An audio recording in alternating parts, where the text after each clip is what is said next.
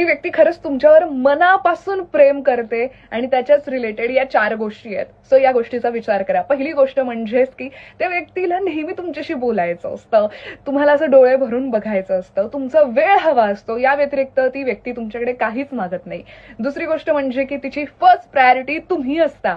जे काही आयुष्यात छान घडेल, मस्त असं काहीसं असेल, ती आधी येऊन तुम्हाला सांगते. ते तुम्ही कितीही बिझी असू द्यात किंवा ती स्वतः किती बिझी असू दे, ती तुमच्यासाठी वेळ काढते आणि तुम्हाला कॉल करणं असेल, मेसेज करणं असेल, जे काही तुम्हाला छान वाटेल यासाठी प्रयत्न करत असते.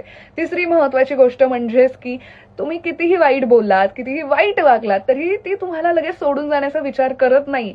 तिच्या डोक्यात हेच असतं की ठीक आहे, आता सध्या राग आलाय, पण होईल सगळं नीट.